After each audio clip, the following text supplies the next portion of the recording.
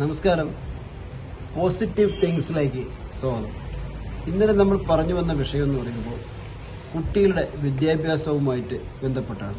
ഇന്നത്തെ നമ്മുടെ വിഷയം അപകർഷതാബോധം. ഈ അപകർഷതാബോധം എങ്ങനെയാണ് കുട്ടികളിൽ ഉണ്ടാകുന്നതെന്ന് നമുക്ക് നോക്കാം.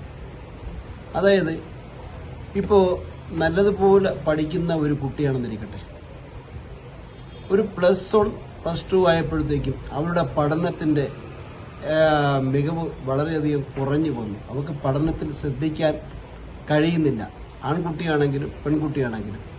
അതിന്റെ പ്രധാന കാരണങ്ങളിൽ ഒന്നെന്ന് പറയുമ്പോൾ ഒന്നുകിൽ നല്ല മെലിഞ്ഞ ഒരു കുട്ടിയായിരിക്കാം, അതല്ലെന്നുണ്ടെങ്കിൽ കുറച്ച് ഇരുണ്ട നിറമുള്ള കുട്ടിയായിരിക്കാം, അതല്ലെങ്കിൽ നല്ല ഉയരം കുറവുള്ള കുട്ടിയായിരിക്കാം, അതല്ലെങ്കിൽ ഇരുണ്ട് കുറച്ച് പിമ്പിൾസ് അധികമായിട്ടുള്ള ഒരു കുട്ടിയായിരിക്കാം.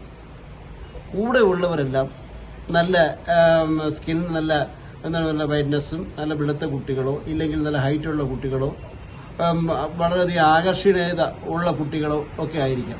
അപ്പോൾ ആ കുട്ടികളോടൊത്ത് ഈ കുട്ടി നടക്കുമ്പോൾ അതിനെ താരതമ്യം ചെയ്യാൻ കഴിയാത്ത രീതിയിൽ ഒരു അപകർഷതാബോധം ഉണ്ടാകുന്നു. ഈ അപകർഷതാബോധം അവളിൽ വിദ്യാഭ്യാസപരമായിട്ടുള്ള പിന്നോക്കം പാച്ചലിനും കാരണമായി മാറുന്നു. ഒറ്റപ്പെടൽ അവളിൽ അനുഭവപ്പെടുന്നു. വീട്ടിൽ വന്നാൽ തന്നെ സ്വയം ഇഷ്ടപ്പെടാത്ത രീതിയിലുള്ള സ്വഭാവ മാറ്റങ്ങൾ ഉണ്ടാകുന്നു. കാരണം മറ്റുള്ളവരോടൊപ്പം എനിക്ക് നടന്നു പോകാൻ കഴിയുന്നില്ലല്ലോ, അവർ നല്ല ഹൈറ്റുള്ളവരാണല്ലോ, അവരോടൊപ്പം നടക്കുമ്പോൾ ഞാൻ വളരെ ചെറുതായി പോകുന്നത് പോലെ എനിക്ക് തോന്നൽ. അതുപോലെ തന്നെ എൻ്റെ സൗന്ദര്യത്തിനും വളരെയധികം പ്രശ്നങ്ങളുണ്ട് എന്ന് ആ കുട്ടിയുടെ തോന്നൽ. അപ്പോൾ അങ്ങനെയുള്ള കുട്ടികൾ തീർച്ചയായിട്ടും റൂം അടച്ചിരുന്നിട്ട് പഠിക്കാനും അതുപോലെ തന്നെ കൂടുതൽ സമയം കണ്ണാടിയിൽ നോക്കാനുമാണ് സാധ്യത കൂടുതലായിട്ടുള്ളത്. അതിനുള്ള ഒരു സാഹചര്യം എന്ന് വെച്ചാൽ അവരുടെ ആ ഒരു വളർച്ചയെ, അവരുടെ ആ രൂപത്തെയൊക്കെ അവർ തന്നെ സ്വയം ഇഷ്ടപ്പെടാത്ത ഒരു അവസ്ഥയിലോട്ട് പോകുന്നതിനാണ് അപകർഷതാബോധം എന്ന് പറയുന്നത്.